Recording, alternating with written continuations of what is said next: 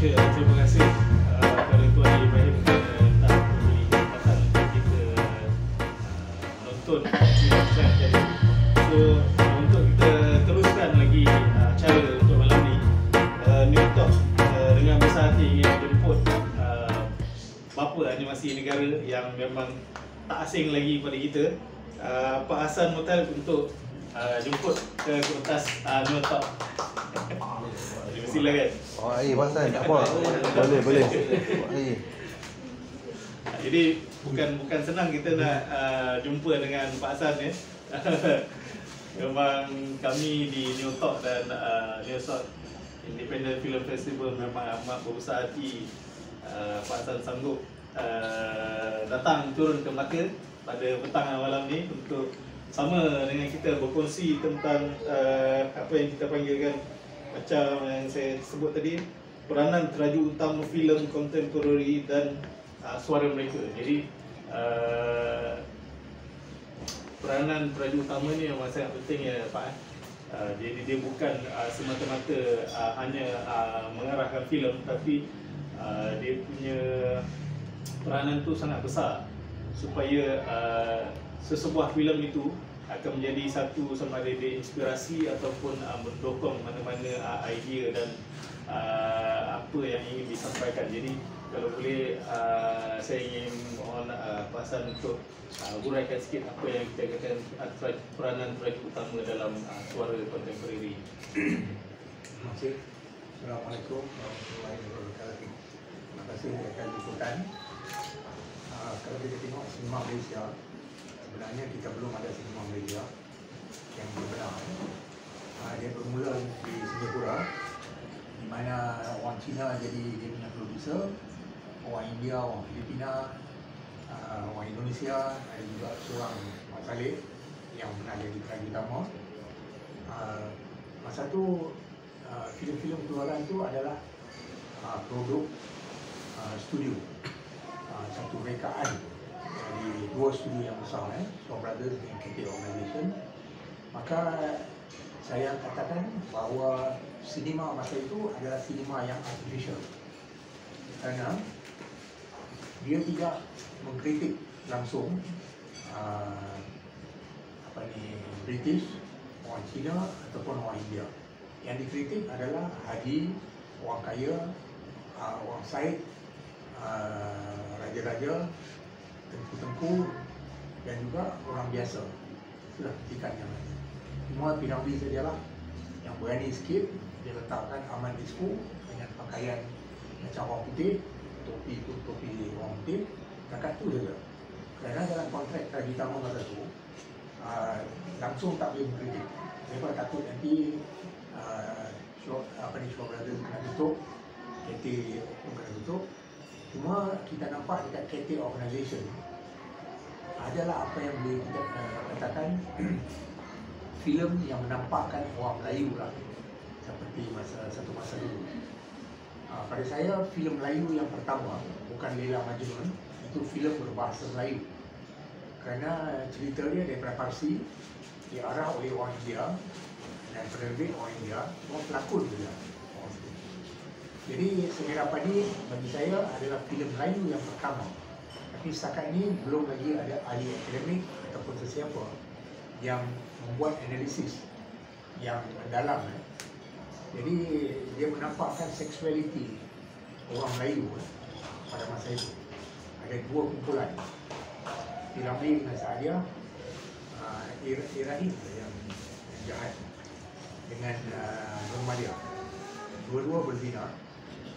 Tapi satu tu sanggup mati di atas perzinaannya. Dan satu lagi, walaupun kita nampak baik dalam belakang bapa pun minta izin, tapi tetap berzina. Jadi untuk nak melihat suara seorang peran utama, kita kena lihat beberapa perkara di dalam filem, iaitu adegan awal, adegan akhir. Adegan awal adalah sebutan Bismillahirrahmanirrahim, dan di akhir adalah selawat Nabi. Disitulah duduknya rahsia filem itu. Jadi di tengah-tengah pula dia macam fulcrum, di tengah-tengah tu penghulu duduk membaca Quran. Tapi kamera ambil lampu dulu, kemudian lampu tu pull out, kita nampak ada jarak di antara membaca Quran dengan lampu. Maknanya pemuluh tu letakkan hukum hudud, tak peduli suka tak suka, tapi dia terlalu tegas. Dia ambil segala-galanya daripada kitab, macam ustaz-ustaz dengan ulama sekarang ni, semuanya sebut menunjukkan Quran. Tapi di mana yang dikatakan ilmu tajalli, dia orang tidak ada. Jadi cahaya yang menerang hati itu tidak ada.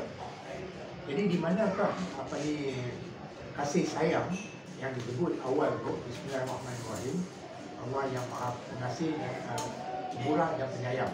Di mana penyayang dia apabila kita sudah melanggar sesuatu hukum? Maka dia akhir cerita yang selawat tu, iaitu Nabi lah yang akan bagi syafaat. Maka kalau Perdana Menteri dah sign, Agung dah terima. Itu ibarat. Jadi cukup halus cara P.Ramlee menyampaikan sesuatu yang dekat dengan hati dia. Dan saya pernah jumpa P.Ramlee lah beberapa kali, dan saya tengok dari segi perwatakan dia manusia yang sangat lurus, yang tak ada sombong dan sebagainya.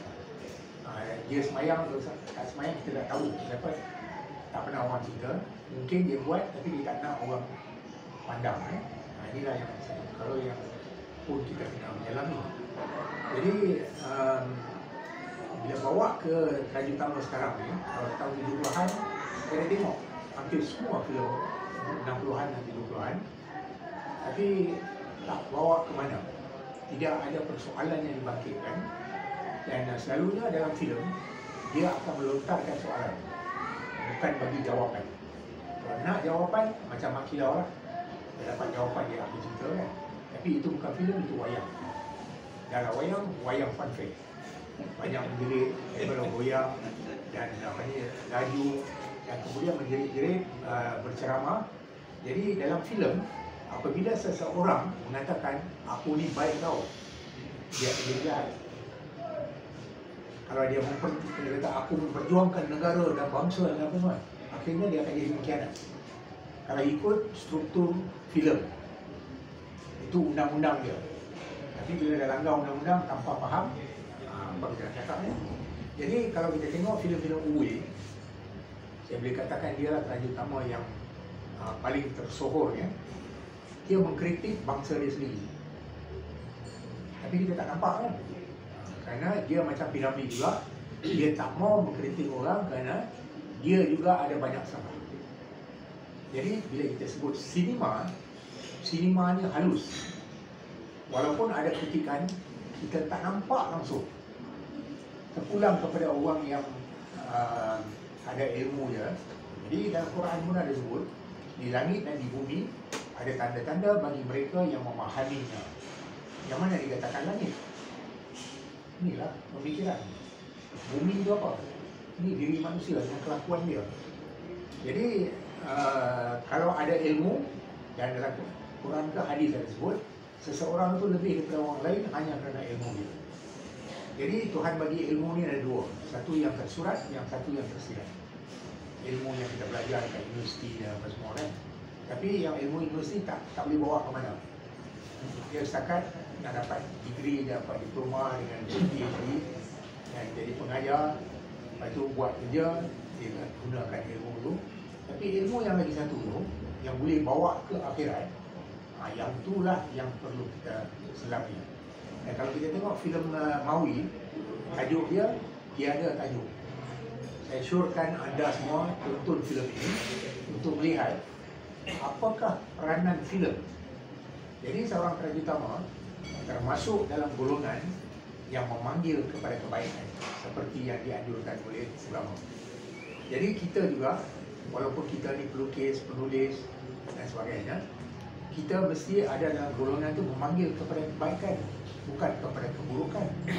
Jadi kalau kita tengok KL gangster, pukul orang, jerit-jerit, rambut merah, hijau, kuning, mana Melayunya? Mana Islamnya? Jalan tengah-tengah jalan tak pakai baju, lumur minyak supaya berkilat. Ini semua alam fantasi. Tapi kalau tengok filem tiada tajuk, Maui buat cerita 3 rocker yang datang daripada kampung, datang ke bandar, kena tipu. Kemudian daripada situ jadilah banyak perkara kan. Ada satu adegan yang sangat lucu. Pukul 10 pagi dengar azan, terperanjat member yang duduk dekat gerai. Dia orang pergi ke surau, sejerit, siapa dia dan sebagainya. Keluarlah satu orang, dia pakai ihram. Jadi kita ingat dia tak betul sikit kan. Saya lah yang baca azan tadi. Apa ni dah gila ke pukul 10? Dia kata pukul 1 aku azan untuk sembahyang Zuhur. Muka ni semua langsung aku tak nampak dekat surau. Sipu-sipu. Jadi itu kritikan datang daripada orang ni kepada orang dalam filem. Tapi maknanya ketika itu kepada audiens. Kemudian dia ada sebut satu hadis qudsi. Hadis qudsi ni, man arfaha nafsahu faqad arfaha rabbahu. Kalau ikut syariat punya tafsiran, apabila kau mengenal diri, kau mengenallah Tuhan. Tapi kalau dipandang dari sudut hakikat, maknanya kenal dirimu rata-rata baru kenal Tuhan yang nyata. Yang lain sikit kan. Jadi apa yang Mawi cakap tu sama lah dengan apa yang guru saya cakap, guru saya. Jadi itulah tujuan kita hidup. Dan seorang Traditama yang sebenar, dia pergi ke arah itu. Sehingga orang yang bukan Islam, Andrei Tarkovsky, seorang Traditama Rusia, dia kata fungsi seni adalah untuk mendekatkan elemen spiritual kepada diri kita. Itu orang bukan Islam cakap. Dan kalau kita tengok orang putih pada abad ke-18, 17 kan, dia pun cakap lebih kurang sama. Dan seorang lagi, nama dia Oscar Wilde, yang novelis, dia kata apabila seseorang tu melukis, potret tu bukanlah potret orang yang duduk situ. Dia adalah potret si pelukis. Maknanya kalau kita nak mengenal seorang Traditama, seorang pelukis dan sebagainya, tengok karya ni. Jadi karya ni janganlah kita salah guna bawa mana. Jadi sekarang kita tengok ada 2-3 golongan dalam Traditama Malaysia ni. Ada yang nak menyampaikan sesuatu, tapi dia bukan nak mengajar. Jadi dia bukan nak memperkatakan sesuatu, tetapi dia ada sesuatu yang nak diperkatakan. Beza dia. Jadi apabila menulis skrip, kat situlah dia berfikir, ni aku ada cerita, tapi aku ada lagi satu cerita. Maka cerita itu kena tersirat. Bagi saya, filem yang baik, nombor 1, dia mesti menghiburkan. Yang kedua, dia memperkatakan sesuatu. Yang ketiga, dia menampakkan budaya sesuatu bangsa atau komuniti. Itu nama dia filem yang baik. Jadi yang nombor 1 tu, kalau filem tu tidak menghiburkan, apa guna buat? Tapi ada jugalah orang yang buat. Dia dengan mak dia, dengan mak mentua dia saja yang faham. Orang lain tak faham. Jangan sampai macam situ. Walaupun saya appreciate filem-filem macam tu, kerana saya juga minat filem itu. Tapi saya lebih berminat dengan filem yang menghiburkan, tapi ada sesuatu yang sangat mendalam. Jadi filem ada 2 cerita. Cerita yang kita tonton, satu cerita yang tersirat. Ini dikatakan foreground story, background story. Jadi ilmu seseorang tu, kalau dia tinggi, tentulah karya pun tinggi. Gue pernah cakap, kalau aku buat filem yang cerdik, aku memerlukan audiens yang sama cerdik dengan cerita itu. Tapi filem dia semua tak laku. Tapi itu bukan makna dia tak bagus. Lepas tu kita tengok Mat Kilau buat 100 juta kan. Semua orang kata, wah ini filem bagus. Kalau orang tu ada ilmu, kita tengok, kita tahulah duduk kat dia. Jadi ada seorang ahli falsafah daripada Rome, nama dia Marcus Aurelius. Dia kata, kalau 20 orang ada pendapat tentang sesuatu, semuanya tak dipakai, sekiranya dia orang tidak ada ilmu tentang subjek itu. Jadi yang mana yang angkat Mat Kilau ni adalah orang yang tak tahu apa itu filem. Jadi orang yang tahu filem tu, dia orang bagi markah kosong lah. saya ada bercakap dengan Yusuf Aslam sebelah saya tu, marah dia orang kan. Tapi dia orang tak tahu bahawa yang saya cakap tu bukan kutukan. Saya mengkritik. Kritik tu ada fakta dia, kita bagi justifikasi tentang apa yang kita cakap. Jadi balik kepada yang suara yang nak disampaikan ya. Suara apa yang nak disampaikan? Kadang-kadang radio utama tu sendiri dia tak berapa pasti apa yang dia nak cakap, tapi dia ada satu idea. Selalunya itu filem akan jadi hebat. Misalnya Uwe selalu ambil karya barat untuk buat adaptasi. Jadi mengapa? Jadi arwah Dr. Anwar Norai pernah cakap dengan saya, bumi Malaysia ni tak subur. Kerana apa? Dia tidak melahirkan karyawan yang hebat, pemikir yang hebat, ahli muzik, penulis yang hebat. Pasal apa? Yang datang ke Melaya ni, Melayu dah pendatang dulu, lepas itu Cina, lepas itu India dan macam-macam lagi lah. Orang macam mana yang akan tinggalkan negara dia orang? Cari makan. Kalau dia semata-mata nak cari makan, kat sini ni ada apa? Musuh. Dia marhain. Ahli falsafah tak akan tinggalkan negara dia. Itu pasal kita panggil dia ahli falsafah. Macam Zhang Yimou kan, filem dia kena sensor, kena ban, dia tak keluar negara dia. Jadi anak-anak pendatang yang ni mana nak sampai. Jadi apabila kita letak satu filem di layar, kita meletakkan tamadun bangsa kita. Segala-galanya yang ada dalam tamadun tu, itulah yang kita nampak. So kita banding, bukan saya sebut Makilau, bukan saya kutuk. Kita ambil contoh ya, ambil Hanyut, Uwe punya film, dan kita letak Makilau di sebelah. Straight away kita akan tahu perbezaannya, di mana duduknya Melayu. Jadi kalau letakkan Melayu dalam Makilau tu abad yang ke berapa? 19 abad ke-19, Melayu dulu, generasi yang terakhir ya, adalah pelakon-pelakon dengan pengarah dari Jalan Nafas. Itulah last yang betul-betul macam Melayu zaman dulu. Jadi mana Melayu dalam Melayu ni? Dengan bahasa kasar, dan macam-macam lagi. Tapi kalau tengok apa ni Uwe punya Hanyut, dia ambil daripada novel Joseph Conrad, nama dia Almayers Folly. Adaptasi. Kemudian dia menjadi cerita Uwe, bukan lagi cerita Joseph Conrad. Jadi ada satu buku baru keluar terbitan Dewan Bahasa, layar kata. Ada artikel saya analisis filem Johor ya, dari sudut adaptasi. Dan di situ saya letakkan kata-kata Uwe. Sekarang cerita ini sudah jadi cerita aku. Kerana dia nampak sesuatu yang dia nak memperkatakan ada dalam ini, dan dia tunjuk bagaimana Melayu dalam sebenarnya dalam ini. Jadi Adiputra adalah putera raja, segak dengan pakai tengkolok, pergerakan dia tersusun, dan kemudian ada satu perempuan jual kuih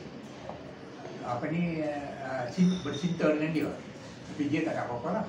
Kemudian bila Diana Daniel tu datang balik, dia sudah minat, perempuan ni nampak, apa dia buat? Ini tipikal dalam budaya orang Melayu daripada zaman Kesultanan Melaka sampai lagi sekarang, perkara yang sama berlaku. Mulalah dia pecah rahsia, maka Adiputra kena kejar oleh British dan sebagainya. Jadi cara dia buat tu sangat-sangat halus. Kemudian ada Khalid Saleh jadi macam pelakon Indonesia atau apa nama dia. Dia macam raja lah kawasan tu. Jadi dia pun 2x5 juga. Di belakang dia cucuk. Jadi kalau kita tengok apa yang saya cakap tu tak nampak. Inilah harapannya. So kalau ilmu tu tinggi, maka dia dapat sampaikan matlamat. So apa yang kita boleh simpulkan di sini memang peranan teraju utama itu memang sangat-sangat penting untuk kita menggarap sesuatu filem tu supaya orang kata dia tidak melanggar undang-undang yang ada dalam filem. Dia bukan saja terjadi propaganda ataupun satu literal secara terus tanpa ada idea-idea dan juga seni-seni filem itu sendiri. So kalau kita nak bincang tentang benda ni memang tak cukup masa Pak. So kami amat terima kasih sebab Pak sudi meluangkan sedikit masa ni untuk berkongsi tentang peranan teraja utama ni, dan hopefully kita boleh sambung untuk topik yang ini di masa yang lain yang lebih panjang kita boleh huraikan. Jadi terima kasih sekali lagi, dan hopefully kita akan dapat satu idea lagi untuk panel yang seterusnya. Terima kasih Pak.